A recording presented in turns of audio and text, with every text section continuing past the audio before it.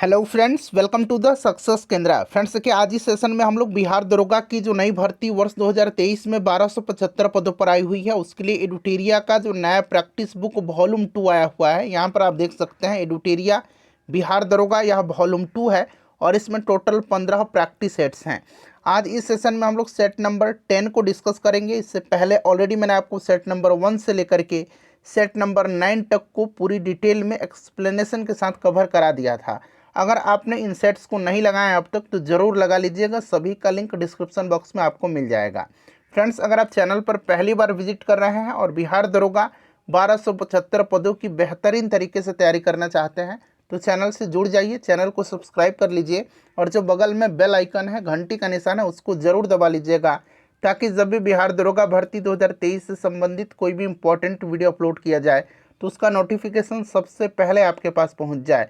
तो चलिए फ्रेंड्स, बिना देरी किए हुए सेशन आज की स्टार्ट करते हैं। पहले प्लीज़ सभी लोग एक बार जल्दी से सेशन को लाइक कर दीजिए और जब सेशन समाप्त हो जाएगा पूरा सेट लगा लीजिएगा, तो इसे कम से कम एक ग्रुप में ज़रूर ही शेयर कर दीजिएगा। फ्रेंड्स देखिए, जैसे मैंने आपको बताया कि आज इस सेशन में हम लोग एडुटेरिया का जो नया प्रैक्टिस बुक वॉल्यूम 2 बिहार दरोगा भर्ती 2023 1275 पदों के लिए आई हुई है, उसके सेट नंबर 10 को हम डिस्कस करेंगे और वॉल्यूम 1 को भी फिर से मैं कंप्लीट करा रहा हूँ। वैसे मैंने पहले वॉल्यूम 1 को कंप्लीट करा दिया था, लेकिन नए तरीके से वॉल्यूम 1 को सेट नंबर 7 तक मैंने कंप्लीट करा दिया और आगे भी कंटिन्यू यह सेट चलेगा।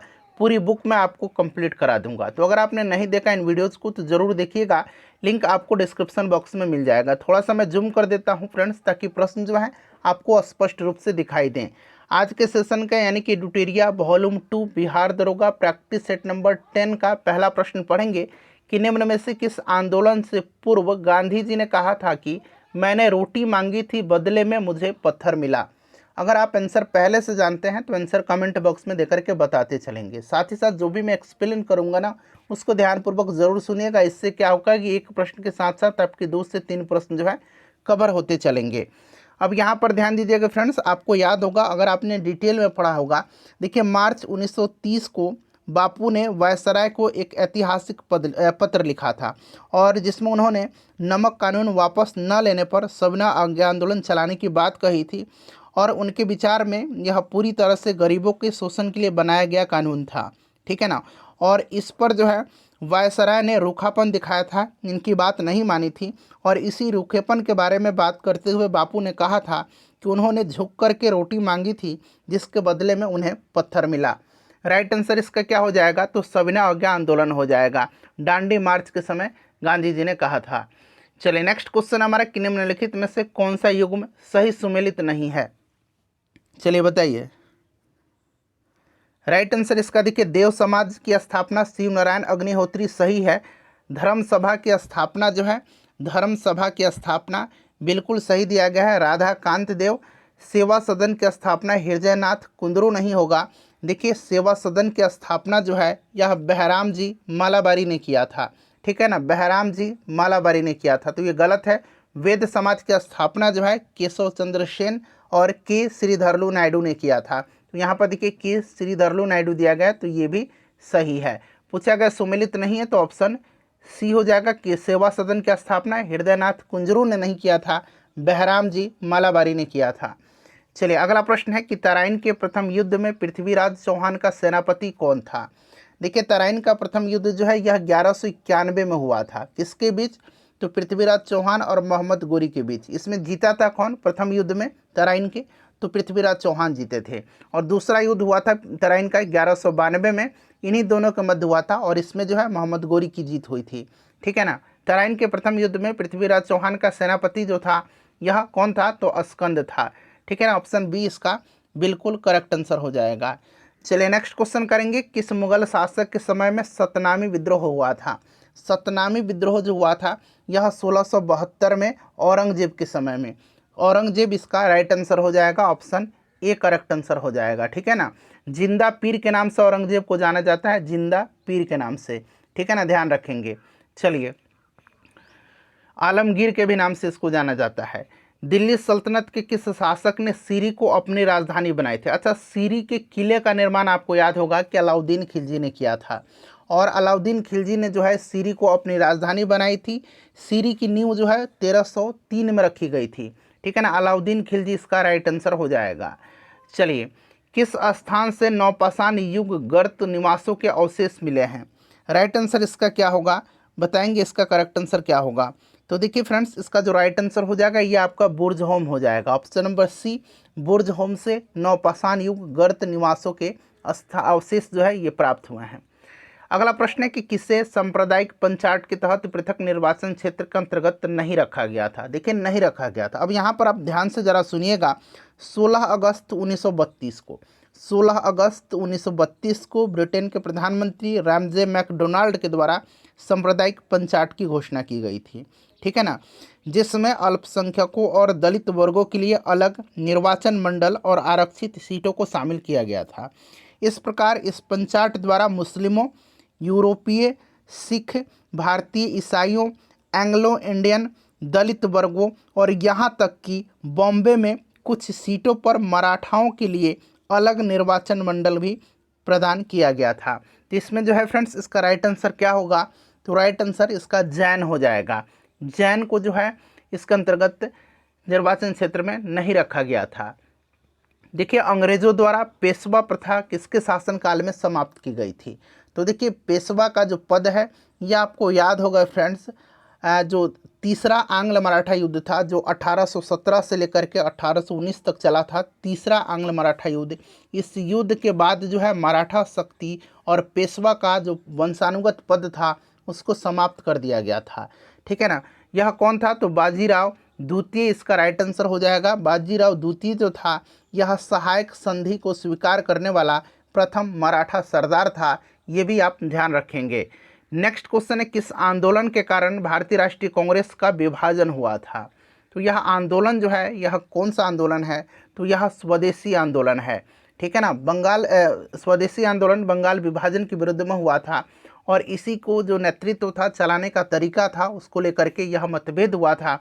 और सूरत जो अधिवेशन हुआ था 1907 में, इसी में जो है कांग्रेस दो दल में बट गई, गर्म दल और नरम दल में।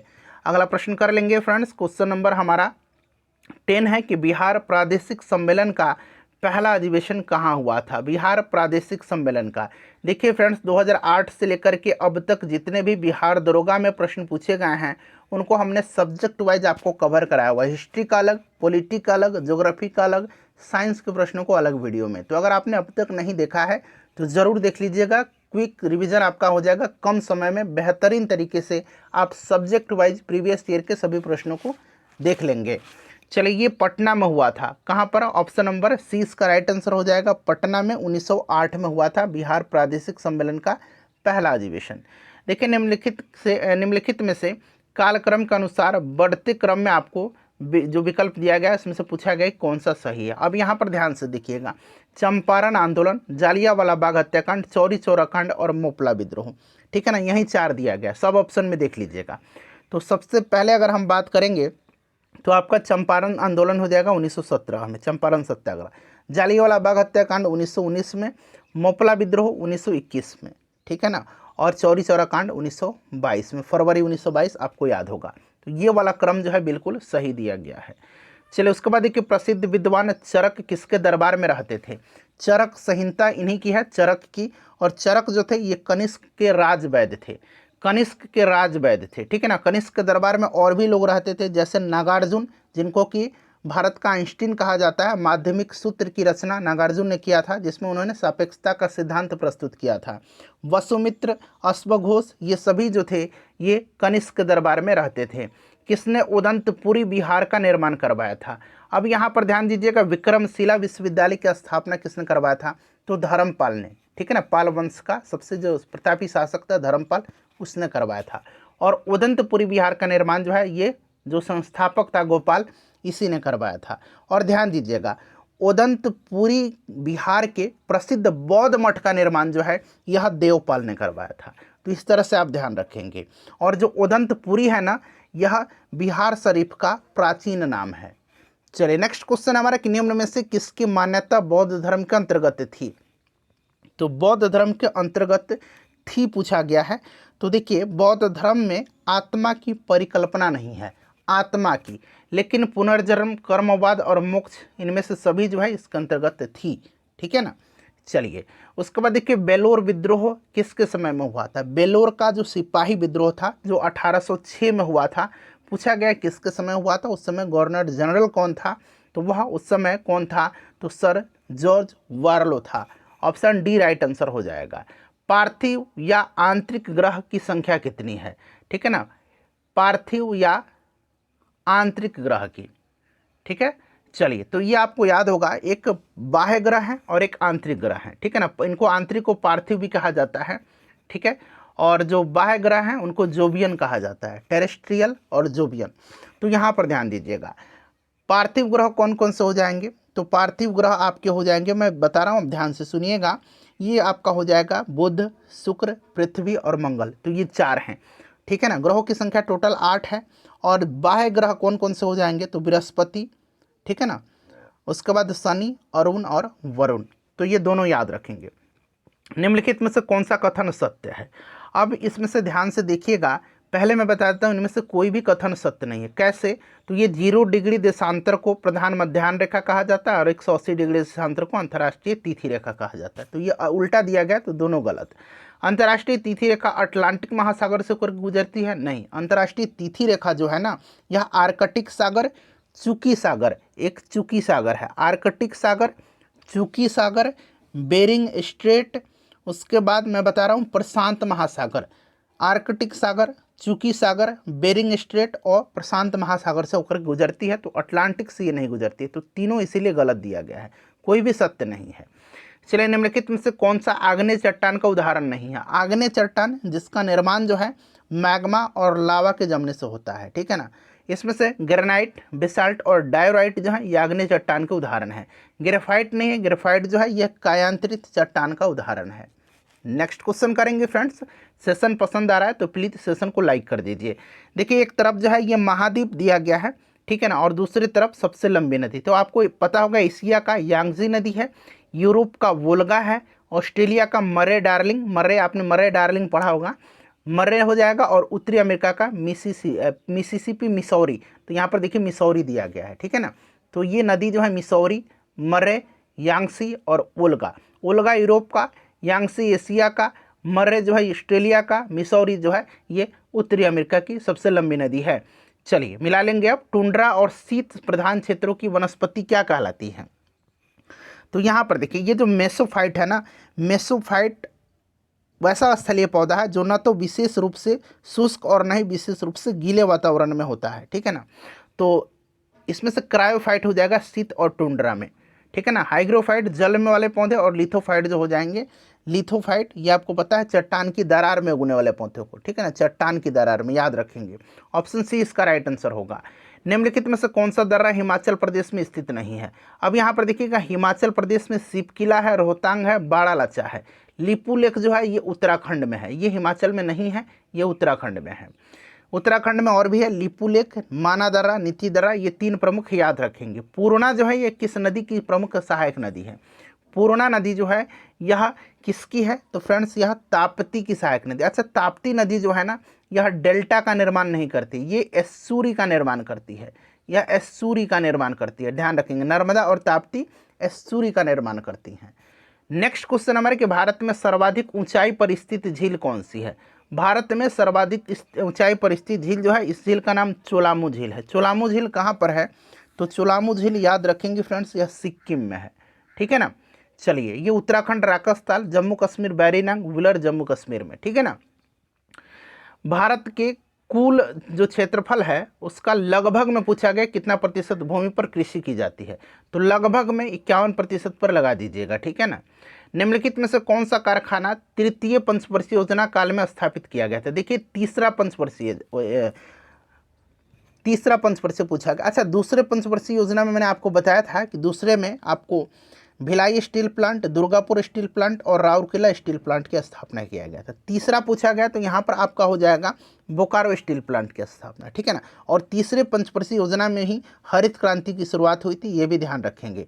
अच्छा, जो चौथा पंचवर्षीय योजना था फ्रेंड्स, उसमें जो है सेलम इस्पात संयंत्र, विशाखापट्टनम इस्पात संयंत्र और विजयनगर इस्पात संयंत्र की स्थापना हुई थी। और चौथे पंचवर्षीय योजना में ही इसरो की भी स्थापना हुई थी, ठीक है ना। चलिए, राष्ट्रीय आय समिति का गठन किस वर्ष किया गया था।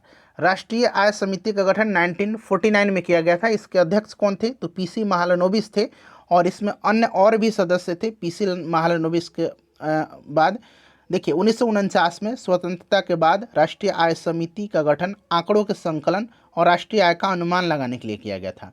इस समिति के अध्यक्ष पीसी महालनोबिस थे और भी सदस्य इसमें डी.आर. गॉडगिल और वी.के.आर.बी. राव थे। ठीक है ना, वी.के.आर.बी. राव समिति आपने पढ़ा है, वी.के.आर.बी. राव और डी.आर. गॉडगिल थे और इसके अध्यक्ष पीसी महालनोबिस थे। अगला प्रश्न है कि प्रधानमंत्री रोजगार योजना की शुरुआत किस पंचवर्षीय योजना में हुई थी? प्रधानमंत्री रोजगार योजना जो है यह शुरू किया गया था 1993 में। ठीक है ना, दूसरी उस समय कौन सी 8वीं थी? नहीं, 8वीं थी, क्योंकि 1992 से 1997 8वीं पंचवर्षीय योजना का कार्यकाल था। ठीक है ना, और 1993 में स्टार्ट हुआ था। चलिए 28 नंबर क्वेश्चन है हमारा कि आरबीआई का लेखा वर्ष होता है, RBI reserve bank of India का। तो आपको पता है ना फ्रेंड्स कि आरबीआई की स्थापना 1 अप्रैल 1935 को हुई थी। इसका राष्ट्रीयकरण 1 जनवरी 1949 को हुआ था। हेडक्वार्टर मुंबई में है। शक्तिकांत दास वर्तमान में इसके गवर्नर हैं, वो भी 25वें गवर्नर हैं।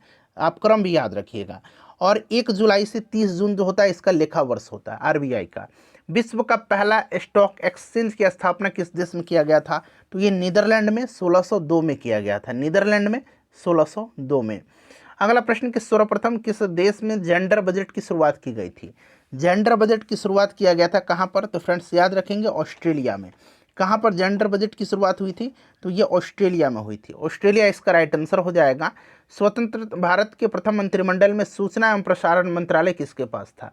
देखिए स्वतंत्र भारत का जो मंत्रिमंडल था उसमें पंडित जवाहरलाल नेहरू प्रधानमंत्री बने थे और उप प्रधानमंत्री सरदार पटेल थे, गृह मंत्री भी थे, सूचना एवं प्रसारण मंत्री भी थे, जगजीवन राम श्रम मंत्री थे, जॉन मथाई रेल मंत्री थे। अगला प्रश्न हमारा कि भारतीय संविधान में गणतंत्रात्मक व्यवस्था किस देश के संविधान से लिया गया है? तो गणतंत्रात्मक व्यवस्था को लिया गया है फ्रांस से। ठीक है ना, फ्रांस से। चलिए नेक्स्ट क्वेश्चन हमारा कि सहकारी समितियों को संवैधानिक अधिकार किस संविधान संशोधन के द्वारा दिया गया था? तो देखिए ये 97वां संविधान संशोधन था। ठीक है ना, 2011। ऑप्शन ए राइट आंसर हो जाएगा। और 97वें संविधान संशोधन के तहत सहकारी समितियों के गठन के अधिकार को स्वतंत्रता के अधिकार अनुच्छेद 19(1) के रूप में भी शामिल किया गया है। इस चीज़ को आप ध्यान रखेंगे।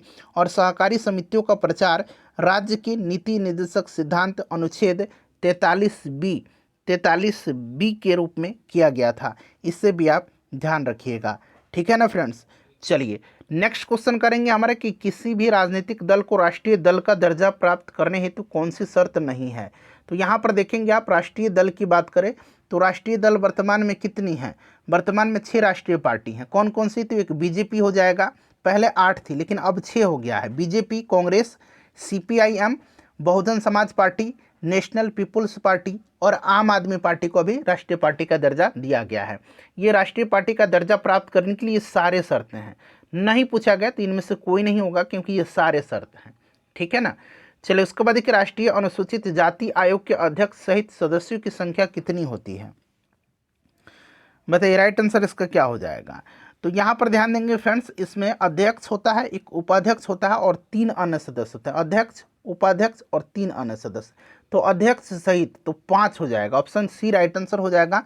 वर्तमान में अनुसूचित जाति आयोग के अध्यक्ष कौन है? तो अरुण हलधर हैं। अरुण हलधर याद रखेंगे।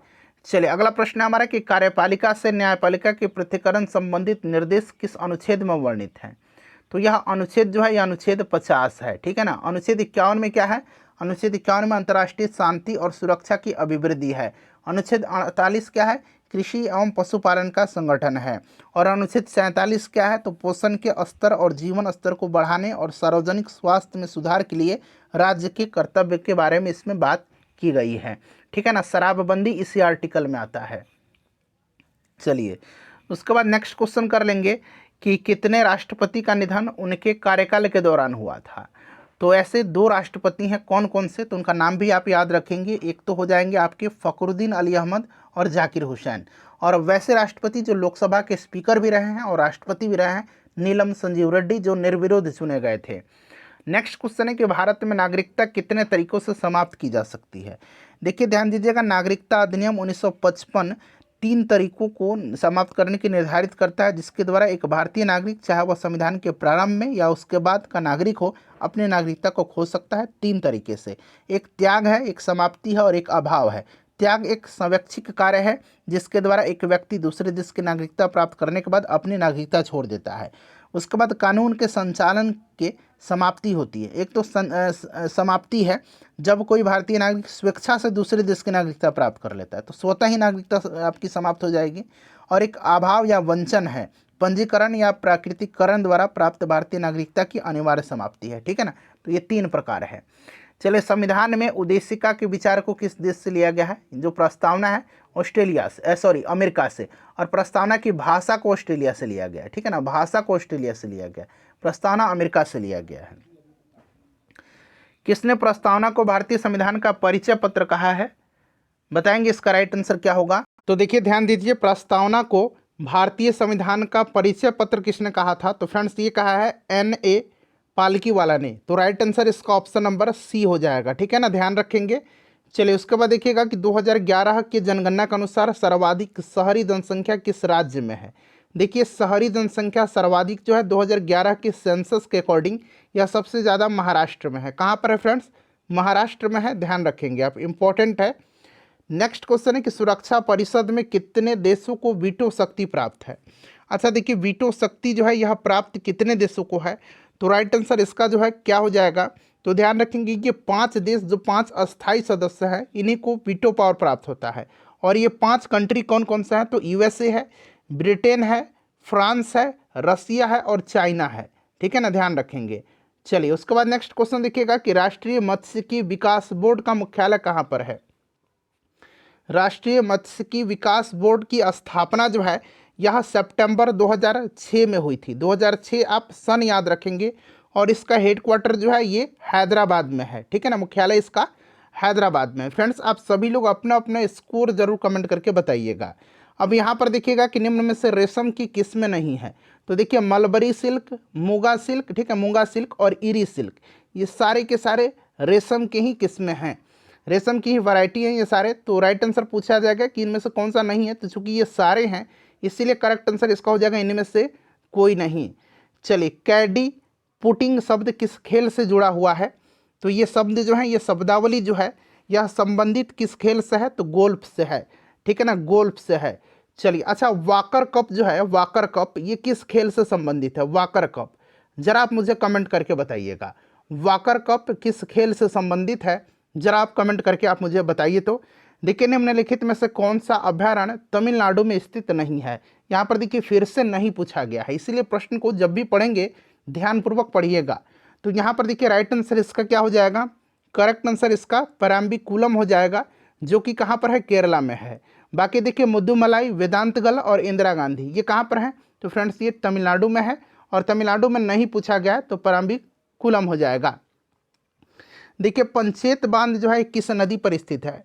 तो देखिए, पंचेत बांध जो है यह दामोदर नदी पर है। कहाँ? तो झारखंड में। उसके बाद देखिएगा कि पालकोंडा पर्वत किस राज्य में स्थित है? पालकोंडा जो है ये कहाँ पर है? तो पालकोंडा जो है, यह ध्यान रखेंगे फ्रेंड्स, यह आंध्र प्रदेश में है। कहाँ पर है? आंध्र प्रदेश में है। चलिए, उसके बाद नेक्स्ट क्वेश्चन कर लेंगे। अगला प्रश्न कि वन संरक्षण अधिनियम को कब लागू किया गया था? देखिए, यहाँ पर वन संरक्षण अधिनियम है और एक है वन्य जीव संरक्षण, एक है वन्य जीव संरक्षण अधिनियम।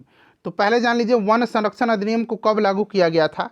तो फ्रेंड्स 1980 में किया गया था। अब वन्य जीव संरक्षण अधिनियम को 1972 में किया गया था। राष्ट्रीय पर्यावरण जो पर्यावरण अधिनियम है, पर्यावरण संरक्षण, ये 1986 में। ठीक है ना। और राष्ट्रीय वन नीति 1988। राष्ट्रीय वन नीति ऑलरेडी मैंने पहले भी बताया हुआ है।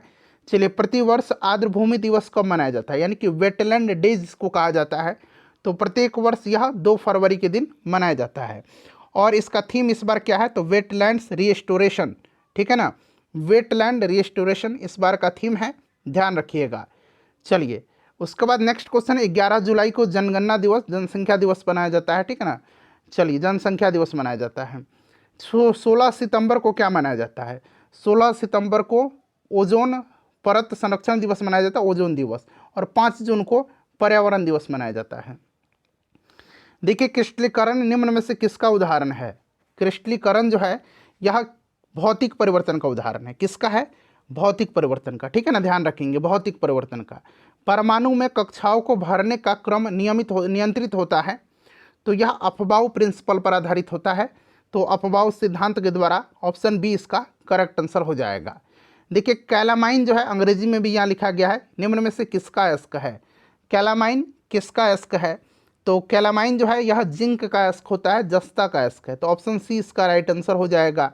नेक्स्ट क्वेश्चन है, किसी तत्व की रासायनिक प्रकृति निम्नलिखित में से किस पर निर्भर करती है? तो जो रासायनिक प्रकृति होती है ना किसी भी एलिमेंट की, किसी भी तत्व की, वो जो बाह्यतम कक्षा में इलेक्ट्रॉन है जिसको कि संयोजी इलेक्ट्रॉन कहा जाता है, उसी पर यह डिपेंड करता है। अगला प्रश्न है हमारा कि निम्नलिखित में से कौन संयोजी ऊतक नहीं है, यानी कि कनेक्टिंग टिश्यू पूछा गया है कि इसमें से नहीं पूछा गया है। तो देखिए मैंने आपको बताया था रक्त, अस्थि और उपास्थि। हड्डी को अस्थि भी कहा जाता है ना, आपको याद है, पता भी है, अस्थि और उपास्थि, यानी कि ब्लड, हड्डी और उपास्थि, ये जो है संयोजी ऊतक है। नहीं पूछा गया है तो त्वचा हो जाएगा। त्वचा जो है यह उपकला ऊतक का उदाहरण है, उपकला ऊतक का। देखिए मानव शरीर के भीतर रक्त निम्न में से किसके अनुपस्थिति के कारण नहीं जमता है? ब्लड शरीर के अंदर नहीं जमता है, इस चीज़ को आप भली भांति जानते हैं। तो ये हिपैरिन के कारण ऐसा होता है, हिपैरिन। अच्छा यहाँ पर देखिए फाइब्रिनोजन एक प्रकार का क्या है? प्रोटीन है। क्या है? फाइब्रिनोजन एक प्रकार का प्रोटीन है, ध्यान रखेंगे, क्लियर ना। फाइब्रिनोजन एक प्रकार का प्रोटीन है, यह यकृत के द्वारा उत्पन्न एक प्रकार का ग्लाइकोप्रोटीन है, और यह रक्त प्लाज्मा प्रोटीन है जो कि अघुलनशील फाइब्रिन का उत्पादन करके रक्त के थक्के जमाने में मदद करता है। चलिए नेक्स्ट क्वेश्चन है। अच्छा यहाँ पर देखिएगा, अगर आपसे पूछा जाए कि संयोजी ऊतक का, अगर आपसे पूछा जाए कि मुख्य घटक क्या है, तो संयोजी ऊतक का मुख्य घटक जो होता है ये कोलेजन नामक प्रोटीन होता है। कोलेजन नामक प्रोटीन होता है, कोलेजन, ठीक है ना। चलिए उसके बाद देखिए पराश्रव्य ध्वनि का उपयोग किस में किया जाता है? पराश्रव्य ध्वनि तरंग जो है आपको पता है जो 20,000 हर्ट्ज से ज़्यादा की होती हैं, यानी कि कह दीजिए 20 किलो हर्ट्ज, ठीक है ना, इससे ज़्यादा की जो परास वाली ध्वनि तरंग होती है वही पराश्रव्य ध्वनि होती है, ठीक है ना। और इनका प्रयोग समुद्र की गहराई का पता लगाने में, घड़ी के जो पार्ट पुर्जे हैं उनको साफ करने में, संकेत भेजने में, उपयुक्त सभी होगा। देखिए थैलेसीमिया एक अनुवांशिक रोग है जिससे प्रभावित होता है। तो देखिए थैलेसीमिया जो है एक प्रकार का जेनेटिक डिजीज है और यह रक्त को प्रभावित करता है। और इसमें क्या होता है थैलेसीमिया में कि इस रोग के होने पर शरीर की हीमोग्लोबिन निर्माण प्रक्रिया में जो होती है बाधा पड़ती है, जिसके कारण एनीमिया के लक्षण दिखाई देते हैं। तो यह रक्त का जो है संबंधित बीमारी है, ठीक है ना। चलिए उसके बाद नेक्स्ट क्वेश्चन कर लेंगे कि प्रकाश तरंगे कि वायु से कांच में जाने पर क्या परिवर्तित होता है? तो ये चीज़ आप जानते हैं फ्रेंड्स कि आपको पता है ना कि अगर आवृत्ति को छोड़ दें तो बाकी चीज़ परिवर्तित हो जाती है। तो जहाँ जहाँ आवृत्ति है वो तो आंसर होगा ही नहीं, यानी कि तरंग दर और वेग इसका राइट आंसर होगा। चलिए गुरुत्वाकर्षण के सार्वभौमिक नियम का प्रतिपादन किसने किया था? गुरुत्वाकर्षण का जो सार्वत्रिक नियम है, सार्वभौमिक नियम है, देखिए किन्हीं दो पिंडों के बीच कार्य करने वाला आकर्षण बल पिंडों के द्रव्यमानों के गुणनफल के अनुपाती तथा उनके बीच की दूरी के वर्ग के व्युत्क्रमानुपाती होता है। यहाँ पर देख लीजिए जी जो है ये आपका सार्वत्रिक नियतांक है, ठीक है ना। और दो वस्तु जो है, दो पिंड हैं, उनके क्या होगा द्रव्यमान के गुणनफल के, एक m1 है एक m2 है, अनुक्रमानुपाती, और इनके बीच की दूरी के वर्ग के व्युत्क्रमानुपाती, ठीक है ना। तो राइट आंसर इसका न्यूटन हो जाएगा।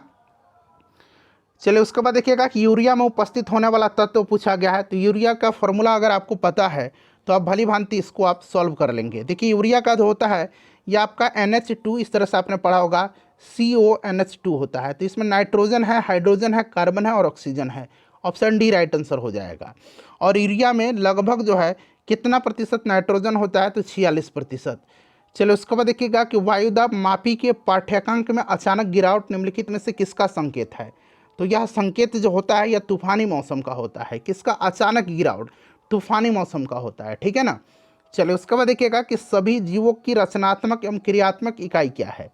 सभी जीवों की रचनात्मक और जो क्रियात्मक इकाई होती है ना, यह आपका इसमें से कोशिका होगी। कोशिका की खोज रॉबर्ट हुक ने किया था, इस चीज़ को आप ध्यान रखिएगा। चलिए नेफ्रॉन जो है ये किडनी की कार्यात्मक इकाई होती है, और न्यूरॉन जो होती है यह किसकी कार्यात्मक इकाई होती है? तो तंत्रिका तंत्र की। चलिए उसके बाद देखिएगा कि निम्न में से कौन सा पौधा पादप वर्ग का उभयचर कहा जाता है? एम्फीबियन कहा जाता है, तो यह कहा जाता है ब्रायोफाइटा को। किसको? ब्रायोफाइटा को, ठीक है ना, ध्यान रखेंगे। वे वस्तुएं जो स्वयं प्रकाश उत्सर्जित करती हैं क्या कहलाती हैं? तो ये प्रदीप्त कहलाती हैं, ठीक है ना। चलिए उसके बाद नेक्स्ट क्वेश्चन है कि पौधे में लचीलापन, ये अच्छा क्वेश्चन है। पौधे में लचीलापन किस उत्तक के कारण आता है?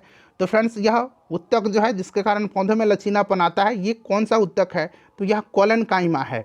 यह यांत्रिक सहारा भी पौधों को प्रदान करता है, कोलेनकाइमा, ठीक है ना। चलिए डीएनए में कितने नाइट्रोजनी क्षार जो होते हैं पाए जाते हैं? डीएनए में, डीएनए, ठीक है ना, इसमें जो है 4 पाए जाते हैं। चारों का नाम मैं बता देता हूँ आपको, एडेनिन, थाइमिन, साइटोसिन और गुआनिन, ठीक है ना, याद रखेंगे। एक एडेनिन, थाइमिन, साइटोसिन और गुआनिन, ये इंपॉर्टेंट क्वेश्चन है। ये चारों का नाम आपको ध्यान रखना है। प्रश्न में दे देगा कि इनमें से कौन सा नहीं है, कोई और नाम दे देगा, तो ये चारों नाम याद रखेंगे, एडेनिन, थाइमिन, साइटोसिन और गुआनिन। चलिए सामान्य शरीर में सर्वाधिक पाया जाने वाला तत्व निम्नलिखित में से कौन सा है? तो सबसे ज़्यादा शरीर में ऑक्सीजन पाया जाता है, ठीक है ना, ऑक्सीजन पाया जाता है सबसे प्रचुर मात्रा में। फिर कार्बन, फिर दूसरा जो होता है उसमें अगर बात करें हाइड्रोजन हो जाएगा तीसरा, ठीक है ना, तो यहाँ पर कार्बन हो जाए, सॉरी ऑक्सीजन हो जाएगा। कौन सा तत्व सर्वाधिक वैद्युत धनात्मकता प्रदर्शित करता है? वैद्युत धनात्मकता जो है सर्वाधिक जो इसमें से प्रदर्शित करता है वह आपका सीजियम हो जाएगा।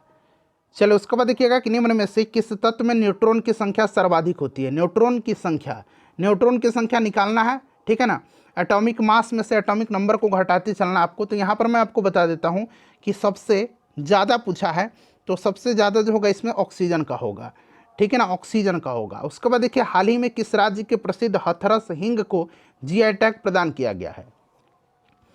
तो यह उत्तर प्रदेश का है। कहाँ का है? उत्तर प्रदेश का है। और बिहार का जो आपका मिथिला मखाना है उसको दिया गया है। उसके बाद देखिए मिर्चा चावल को, ठीक है ना, इसको दिया गया है। डॉक्टर एन गोपाल कृष्णन का निधन अप्रैल 2023 को हुआ, इनका संबंध किस क्षेत्र से था? तो देखिए यह एक भारतीय वैज्ञानिक थे गोपाल कृष्णन, जिनका 68 वर्ष की आयु में निधन हो गया। भारतीय वैज्ञानिक विरासत संस्थान के निर्माता और वैज्ञानिक और औद्योगिक अनुसंधान परिषद के पूर्व वैज्ञानिक ये थे, ठीक है ना। तो राइट आंसर वैज्ञानिक हो जाएगा। उसके बाद चलिए 73 नंबर क्वेश्चन यहाँ पर है कि न्यूजीलैंड के नए प्रधानमंत्री के रूप में किसे चुना गया है?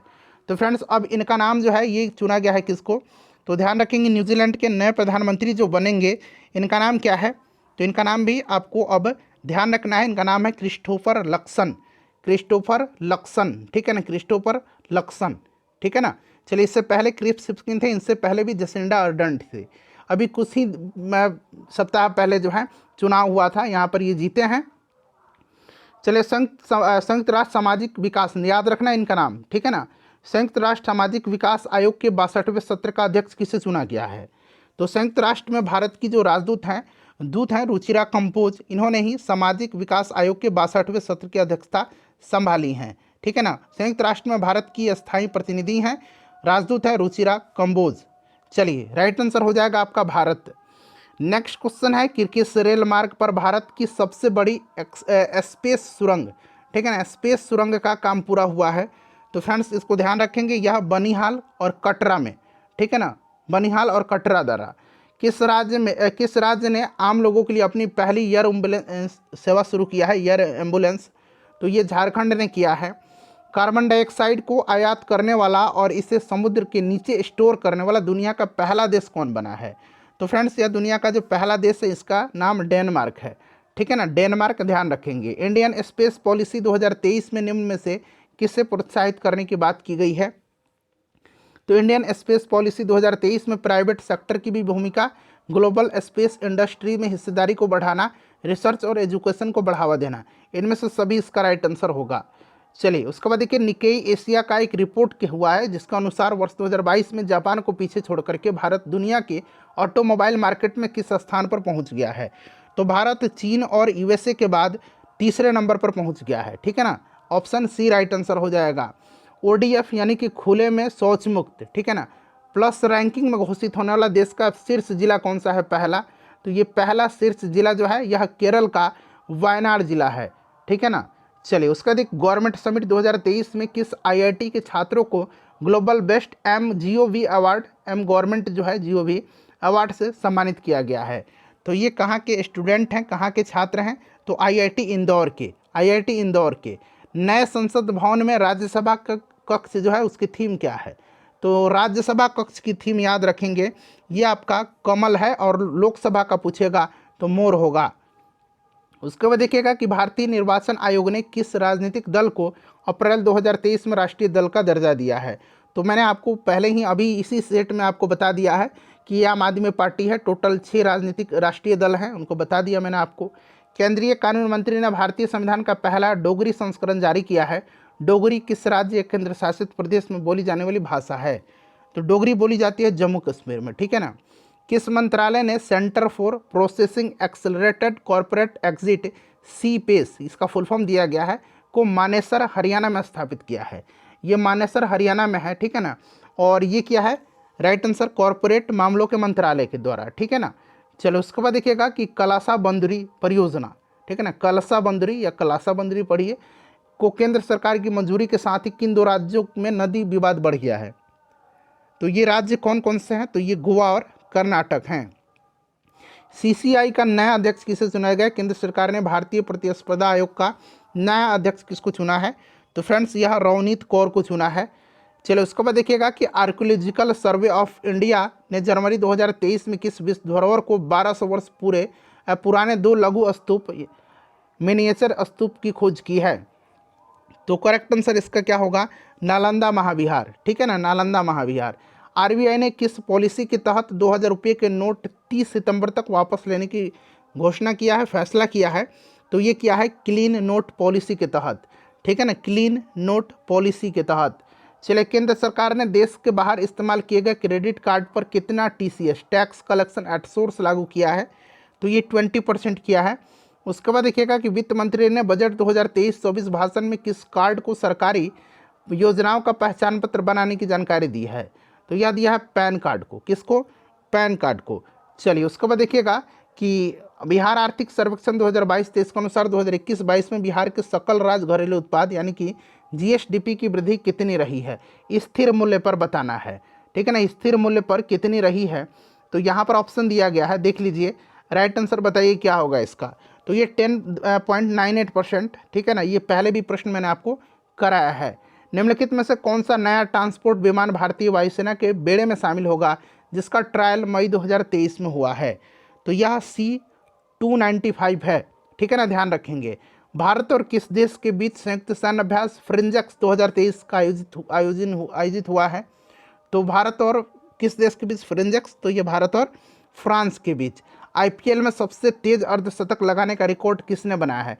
इसका आंसर आप मुझे कमेंट करके बताइए और इन 95 प्रश्नों में से अपना स्कोर बता दीजिए। वीडियो को लाइक कर दीजिए, तब तक मैं इन मैथ के प्रश्नों का आंसर फटाफट आपको बता देता हूँ। 7 वर्ष होगा, इसका राइट आंसर आपका ऑप्शन नंबर B हो जाएगा। 90, एक बार मैथ के प्रश्नों को आप लोग खुद से सॉल्व करेंगे, ठीक है ना। 99 का 50 हो जाएगा और 100 का 26 यहाँ पर इसका करेक्ट आंसर हो जाएगा।